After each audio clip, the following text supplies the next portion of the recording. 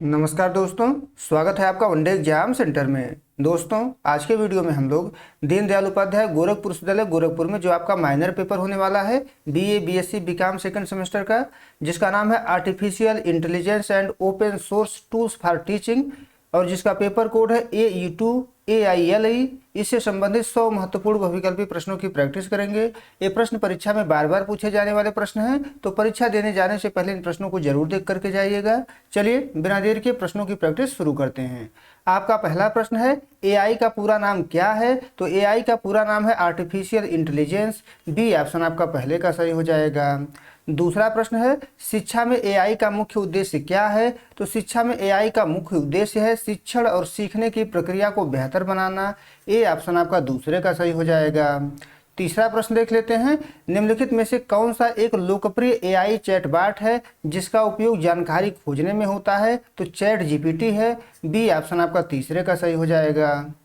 चौथा प्रश्न देख लेते हैं, इसमें आपसे पूछा गया है कि चैट जीपीटी को किस कंपनी ने विकसित किया है? तो चैट जीपीटी को ओपन AI के द्वारा विकसित किया गया है। सी ऑप्शन आपका चौथे का सही हो जाएगा।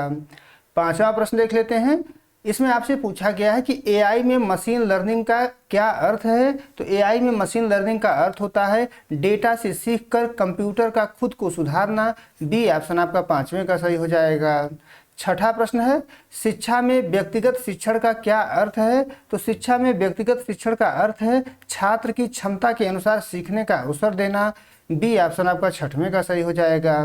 सातवां प्रश्न है, गूगल का कौन सा AI टूल टेक्स्ट और प्रश्नों के जवाब देने के लिए जाना जाता है? तो गूगल जेमिनी जाना जाता है। ए ऑप्शन आपका सातवें का सही हो जाएगा। आगे बढ़ते हैं, आठवां प्रश्न देख लेते हैं। इसमें आपसे पूछा गया है कि क्या AI टूल छात्रों के लिए निबंध या लेख की रूपरेखा तैयार कर सकते हैं? तो हाँ, कर सकते हैं। ए ऑप्शन आपका आठवें का सही हो जाएगा। नौवां प्रश्न है, शिक्षा में AI का उपयोग किस कार्य के लिए किया जा सकता है? तो शिक्षा में AI का जो उपयोग है वो स्वचालित मूल्यांकन के लिए किया जा सकता है, पाठ योजना बनाने में किया जा सकता है, प्रश्न पत्र तैयार करने में किया जा सकता है। तो डी ऑप्शन आपका सही हो जाएगा, उपर्युक्त सभी। आगे बढ़ते हैं, 10वां प्रश्न देख लेते हैं। इसमें आपसे पूछा गया है कि AI का वह गुण जो इंसानों की तरह सोचने और निर्णय लेने की क्षमता रखता है क्या कहलाता है? तो इसको जो है कृत्रिम बुद्धिमत्ता कहा जाता है। बी ऑप्शन आपका 10वें का सही हो जाएगा। 11 नंबर प्रश्न है, ओपन सोर्स सॉफ्टवेयर का क्या अर्थ है? तो ओपन सोर्स सॉफ्टवेयर का अर्थ होता है जिसका सोर्स कोड मुक्त और खुला उपलब्ध हो, यानी सभी के लिए मुक्त रूप से उपलब्ध हो। ए ऑप्शन आपका 11 का सही हो जाएगा। 12 नंबर प्रश्न देख लेते हैं। इसमें आपसे पूछा गया है कि निम्नलिखित में से कौन सा एक ओपन सोर्स ऑपरेटिंग सिस्टम है? तो ओपन सोर्स ऑपरेटिंग सिस्टम जो इसमें से लिनक्स है। सी ऑप्शन आपका 12 का सही हो जाएगा। 13 नंबर प्रश्न देख लेते हैं। इसमें आपसे पूछा गया है कि शिक्षा के क्षेत्र में सबसे लोकप्रिय open source learning management system कौन सा है? तो 13 का ए ऑप्शन सही हो जाएगा, मूडल है। ए ऑप्शन आपका 13 का सही हो जाएगा।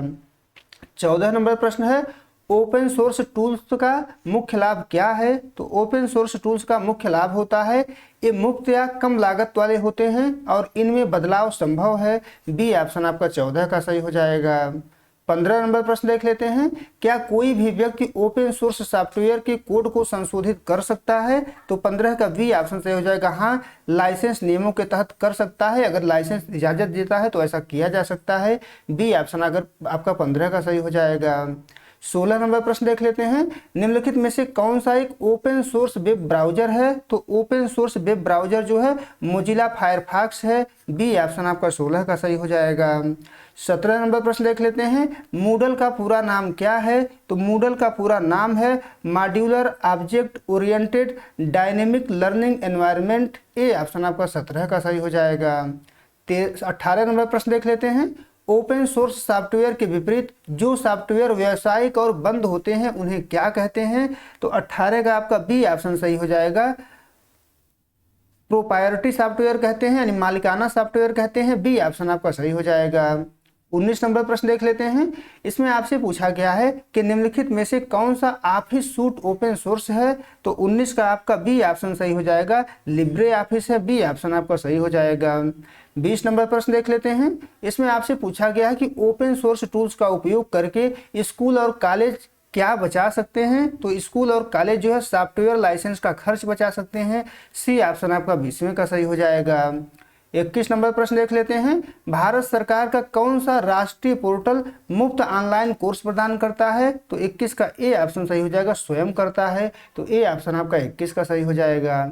22 नंबर प्रश्न है, स्वयं का पूरा नाम क्या है? तो स्वयं का पूरा नाम है study webs of active learning for young aspiring minds. A option आपका 22 का सही हो जाएगा। 23 नंबर प्रश्न देख लेते हैं। ऑनलाइन क्लास लेने के लिए किस मुफ्त टूल का व्यापक उपयोग होता है? तो ऑनलाइन क्लास लेने के लिए गूगल मीट या जूम का उपयोग होता है। ए ऑप्शन आपका 23 का सही हो जाएगा। 24 नंबर प्रश्न देख लेते हैं। मूक का पूरा नाम क्या है? तो मूक का पूरा नाम है मैसिव ओपन ऑनलाइन कोर्स। ए ऑप्शन आपका 24 का सही हो जाएगा। 25 नंबर प्रश्न देख लेते हैं। इसमें आपसे पूछा गया है कि निम्नलिखित में से कौन सा टूल क्विज और ऑनलाइन मूल्यांकन के लिए बहुत उपयोगी है? तो 25 का बी ऑप्शन सही हो जाएगा। कहूत जो है बहुत उपयोगी है। बी ऑप्शन आपका 25वें का सही हो जाएगा। 26 नंबर प्रश्न देख लेते हैं। छात्रों को ऑनलाइन असाइनमेंट देने और जमा करने के लिए गूगल का कौन सा टूल मुफ्त है? तो ए ऑप्शन सही हो जाएगा। गूगल क्लासरूम जो है मुफ्त है। ए ऑप्शन आपका 26 का सही हो जाएगा। 27 नंबर प्रश्न देख लेते हैं। ऑनलाइन शिक्षण में असिंक्रोनस लर्निंग का क्या अर्थ है? तो असिंक्रोनस लर्निंग का अर्थ होता है छात्र और शिक्षक का एक ही समय ऑनलाइन न होना, यानी रिकॉर्डेड लेक्चर। बी ऑप्शन आपका 27 का सही हो जाएगा। 28 नंबर प्रश्न देख लेते हैं। सिंक्रोनस लर्निंग का क्या अर्थ है? तो सिंक्रोनस लर्निंग का अर्थ होता है जहां पढ़ाई और लाइव बातचीत एक ही समय पर होती है। तो ए ऑप्शन आपका 28 का सही हो जाएगा। 29 नंबर प्रश्न है। डिजिटल लर्निंग में एलएमएस का क्या अर्थ है? तो एलएमएस का अर्थ है लेसन मेकिंग सॉफ्टवेयर। सॉरी दोस्तों, एलएमएस का अर्थ है learning management system. C option आपका 29 का सही हो जाएगा। 30 नंबर प्रश्न देख लेते हैं। इसमें आपसे पूछा गया है कि शैक्षिक वीडियो सामग्री बनाने के लिए कौन सा open source screen recorder software प्रसिद्ध है? तो 30वें का ए ऑप्शन सही हो जाएगा। ओबीएस स्टूडियो प्रसिद्ध है। ए ऑप्शन आपका 30वें का सही हो जाएगा। 31 नंबर प्रश्न है। पाठ्य सामग्री से सीधे प्रेजेंटेशन यानी पीपीटी बनाने वाले एआई टूल को क्या कहा जाता है? तो पीपीटी बनाने वाले एआई टूल को एआई प्रेजेंटेशन टूल कहा जाता है। बी ऑप्शन आपका 31 का सही हो जाएगा। 32 नंबर प्रश्न देख लेते हैं। इसमें आपसे पूछा गया है कि निम्नलिखित में से कौन सा एआई टूल लिखे हुए शब्दों से चित्र बना सकता है? तो लिखे हुए शब्दों से चित्र जो है डेल-ई या मिड जर्नी बना सकता है। सी ऑप्शन आपका 32 का सही हो जाएगा। 33 नंबर प्रश्न देख लेते हैं। यदि शिक्षक को किसी विषय पर तुरंत बहुविकल्पी प्रश्न बनाने हैं तो वह किस एआई का उपयोग कर सकता है? तो चैट जीपीटी या गूगल जेमिनी का उपयोग कर सकता है। ए ऑप्शन आपका 33 का सही हो जाएगा। 34 नंबर प्रश्न देख लेते हैं। Text to speech AI tool का क्या कार्य है? तो इसका कार्य होता है लिखे हुए टेक्स्ट को आवाज में बदलना। ए ऑप्शन आपका 34 का सही हो जाएगा। 35 नंबर प्रश्न है। स्पीच टू टेक्स्ट तकनीकी का उपयोग क्या है? तो शिक्षक के बोलने पर उसे टेक्स्ट नोट्स में बदलना, ये उसका उपयोग है। बी ऑप्शन आपका 35 का सही हो जाएगा। 36 नंबर प्रश्न देख लेते हैं। कौन सा टूल शिक्षकों को सुंदर इन्फोग्राफिक्स और पोस्टर बनाने में मदद करता है? तो बी ऑप्शन सही हो जाएगा। कानवा जो है मदद करता है। बी ऑप्शन आपका 36 का सही हो जाएगा। 37 नंबर प्रश्न है। क्या एआई टूल का उपयोग करके किसी अंग्रेजी पाठ का तुरंत हिंदी में अनुवाद किया जा सकता है? तो हाँ, किया जा सकता है। गूगल ट्रांसलेट या एआई टूल की मदद से किया जा सकता है। तो ए ऑप्शन आपका 37 का सही हो जाएगा। 38 नंबर प्रश्न देख लेते हैं। इसमें आपसे पूछा गया है कि एआई टूल द्वारा बनाई गई शिक्षण सामग्री का उपयोग करने से पहले शिक्षक को क्या करना चाहिए? तो इसका उपयोग करने से पहले तथ्यों की जांच और सत्यापन करना चाहिए। बी ऑप्शन आपका 38 का सही हो जाएगा। 39 नंबर प्रश्न है। पाठ योजना बनाने में एआई का उपयोग करने का मुख्य लाभ क्या है? तो इसका मुख्य लाभ है कम समय में विभिन्न रचनात्मक विचार और संरचना मिल जाती है। बी ऑप्शन आपका 39 का सही हो जाएगा। 40 नंबर प्रश्न है। निम्नलिखित में से कौन सा एआई टूल व्याकरण और लेखन सुधारने में मदद करता है? तो 40 का ए ऑप्शन सही हो जाएगा। ग्रामरली जो है मदद करता है। ए ऑप्शन आपका 40 का सही हो जाएगा। 41 नंबर प्रश्न है। OER का पूरा नाम क्या है? तो OER का पूरा नाम है open educational resources. C option आपका 41 का सही हो जाएगा। 42 नंबर प्रश्न देख लेते हैं। इसमें आपसे पूछा गया है कि ओपन एजुकेशनल रिसोर्सेज का उपयोग करने की अनुमति किस रूप में होती है? तो बी ऑप्शन सही हो जाएगा। यह मुफ्त उपयोग, संपादन और साझा करने के लिए खुला होता है। बी ऑप्शन आपका 42 का सही हो जाएगा। 43 नंबर प्रश्न है OER सामग्री पर आमतौर पर कौन सा लाइसेंस लागू होता है? तो इस पर जो है क्रिएटिव कॉमर्स लाइसेंस लागू होता है। ए ऑप्शन आपका 43 का सही हो जाएगा। 44 नंबर प्रश्न देख लेते हैं। क्रिएटिव कॉमन्स का प्रतीक चिन्ह क्या है? तो इसका प्रतीक चिन्ह CC है। बी ऑप्शन आपका 44 का सही हो जाएगा। 45 नंबर प्रश्न है यदि किसी सामग्री पर CC BY लिखा है तो इसका क्या अर्थ है? तो इसका अर्थ होता है मूल लेखक को श्रेय देना अनिवार्य है। बी ऑप्शन आपका 45 का सही हो जाएगा। 46 नंबर प्रश्न देख लेते हैं। विकिपीडिया किस प्रकार का संसाधन है? तो विकिपीडिया जो है ओपन सोर्स और फ्री ऑनलाइन इंसाइक्लोपीडिया है। बी ऑप्शन आपका 46 का सही हो जाएगा। 47 नंबर प्रश्न है क्या शिक्षक OER सामग्री को अपनी कक्षा की आवश्यकता के अनुसार बदल सकते हैं? तो हाँ, यदि लाइसेंस अनुमति देता है तो बदल सकते हैं। ए ऑप्शन आपका 47 का सही हो जाएगा। 48 नंबर प्रश्न देख लेते हैं। निम्नलिखित में से कौन सा OER का एक उदाहरण है? तो OER का उदाहरण इसमें से है खान एकेडमी के मुक्त वीडियो और सामग्री। बी ऑप्शन आपका 48 का सही हो जाएगा।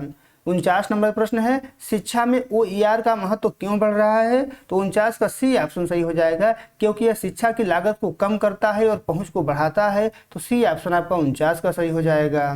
50 नंबर प्रश्न है CC/NC लाइसेंस में NC का क्या अर्थ है? तो NC का अर्थ होता है नॉन कॉमर्शियल। ए ऑप्शन आपका 50 का सही हो जाएगा। 51 नंबर प्रश्न है ICT का पूरा नाम क्या है? तो ICT का पूरा नाम है information and communication technology. A option आपका 51 का सही हो जाएगा। 52 नंबर प्रश्न देख लेते हैं। इसमें आपसे पूछा गया है कि निम्नलिखित में से कौन सा एक डिजिटल व्हाइट बोर्ड टूल है जिसका उपयोग ऑनलाइन टीचिंग में होता है? तो 52 का सी ऑप्शन सही हो जाएगा। गूगल जैमबोर्ड या मीरो है। सी ऑप्शन आपका 52 का सही हो जाएगा। 53 नंबर प्रश्न है स्मार्ट क्लासरूम का क्या अर्थ है? तो स्मार्ट क्लासरूम का अर्थ होता है जहां शिक्षण के लिए डिजिटल और तकनीकी उपकरणों का उपयोग होता है। बी ऑप्शन आपका 53 का सही हो जाएगा।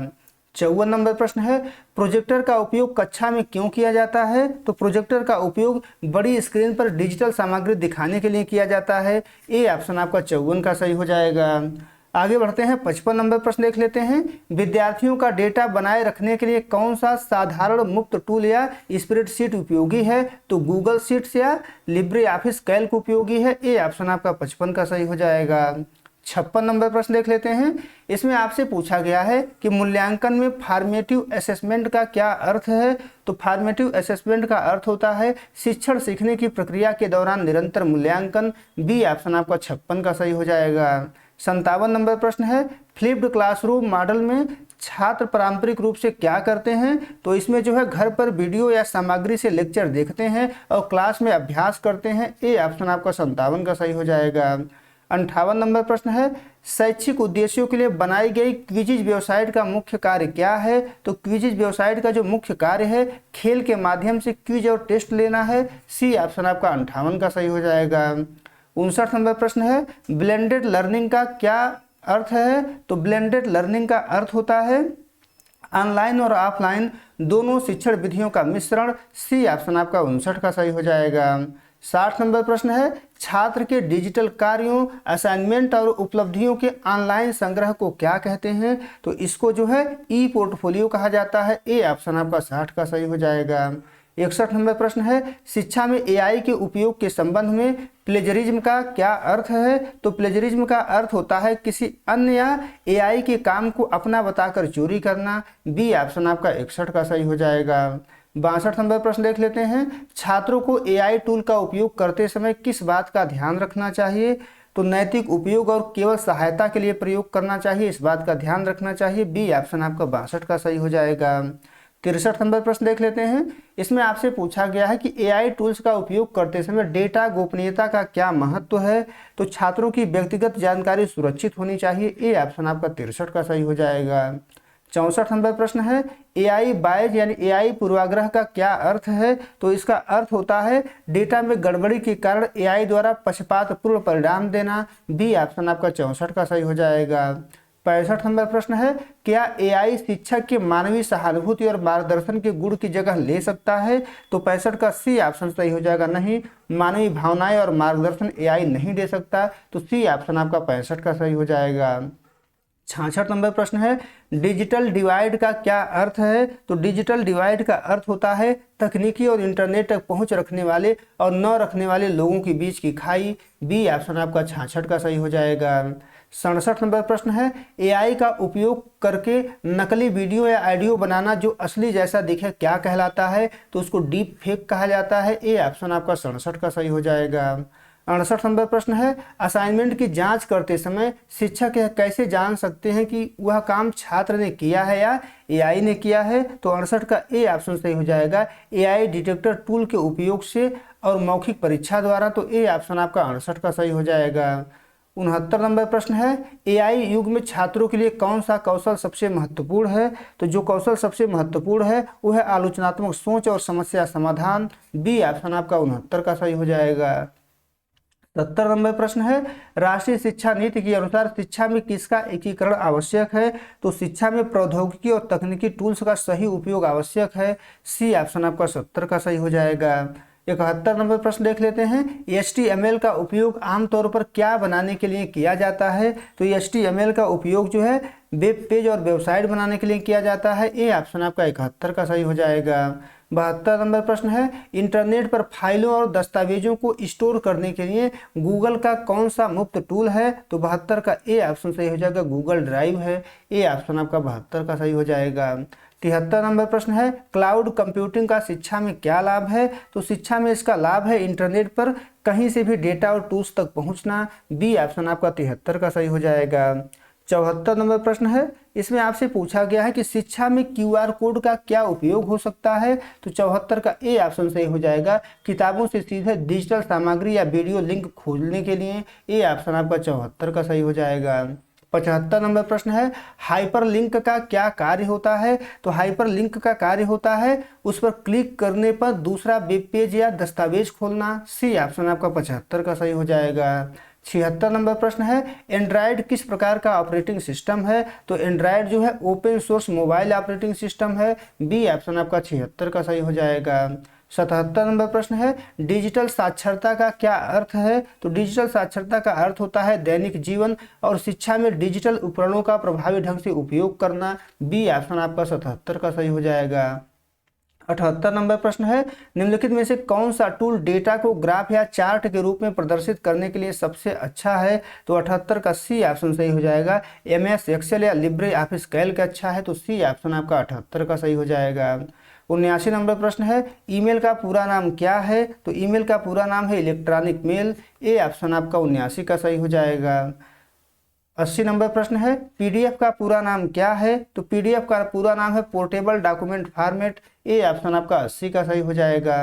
81 नंबर प्रश्न है, ओपन सोर्स सॉफ्टवेयर का उपयोग करने का कौन सा एक मुख्य सामाजिक लाभ है? तो इसका जो मुख्य सामाजिक लाभ है यह सहयोगात्मक विकास और ज्ञान की समानता को बढ़ावा देता है। बी ऑप्शन आपका 81 का सही हो जाएगा।